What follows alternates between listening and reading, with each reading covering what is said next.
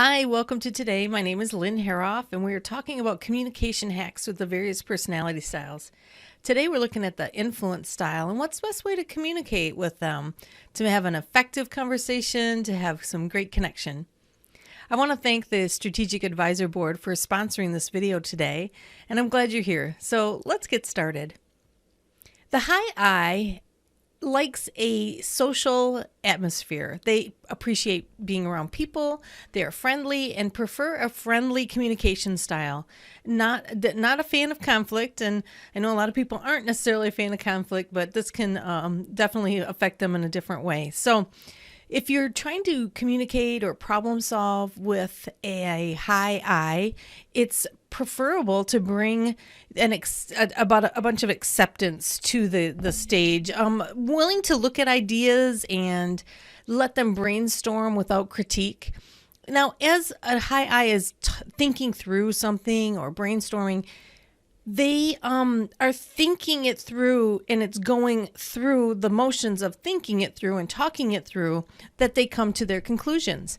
So if they're going through this and you stop them in the beginning or middle, or maybe have ideas to share, that's not all bad. That can help with the thinking.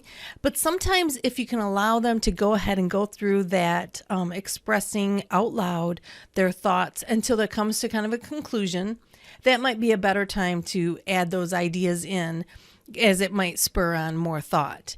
Well, one of the things we learned as my husband and I have been married and thinking through different things together was that I needed this time to talk out loud. I needed time to think out loud. Now, some of us think out loud and some of us think on the inside. And sometimes I've thought it's not very fair because you can hear all the things I'm going through as I'm trying to come to some kind of conclusion. And that can be a little vulnerable. But for those of you who think inside their heads and don't have to share it out loud to figure it out, well, I'm a little bit envious. But at the same time, it's just something to know about a high I, that they think and process usually best out loud as they're expressing. And maybe it means also you could, if you're a high I, you want to write it out so you can just feel the whole process coming through or see the whole process. That can be helpful as well. But if you're communicating with a high I and you see them going into their thoughts and trying to work through a situation, it's helpful to follow it through till the end of the story there. One of the things we learned, my husband and I, he's a very, very good listener. And we didn't realize sometimes he was picking things out and I wasn't really done with the whole thought. You know, in other words, do we want to get something or pursue something? And he would go and then all of a sudden I would have, like, this would happen. And I'd be like, that's not really where the bottom line, or that's not really came to. And he was thinking, but you said that. And he was right. I did say that. I did say that on my journey to figuring out what was really happening or what the bottom line was. So it has been very helpful to us that when he would be picking up on details in the story, to say, that's not the what I'm really saying, that's not the bottom line, and for him to wait and to see and us to clarify where we were coming to. So I think it's great in how nice he was to and is to listen to me and to listen to the detail. And it's also been just so helpful to us to know that sometimes it takes the whole story, the whole expression before the bottom line is figured out. Another thing that is very helpful to a high I is rewards. Life can be kind of more fun and more of a game, or you're doing something and there's a reason to do it and you get that kind of feedback. So some rewards include that social, good job, a compliment, things like appreciating a high I will go a long way in your relationship with them as well.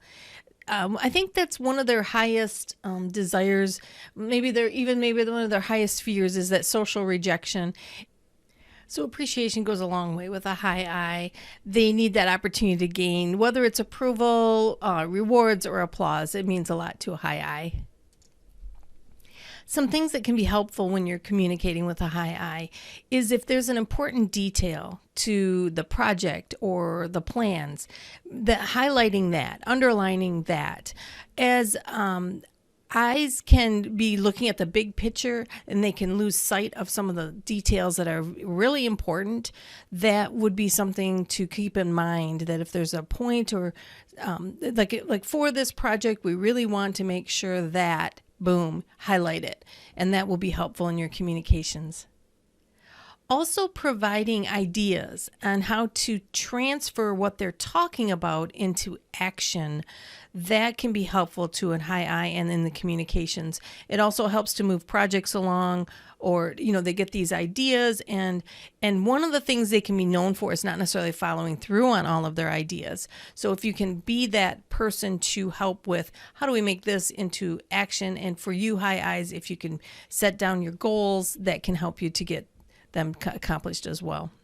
So conversing and having interactions that are more personal than very far apart or disconnected, that means a lot to an I.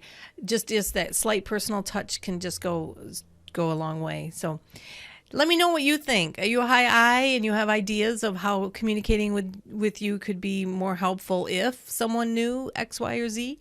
Please put that in the comments. Or if you're also one who has worked with a high I and you found something to be helpful, that'd be a great comment as well. Thank you again, and I hope you have a great day, and we'll see you later. Bye.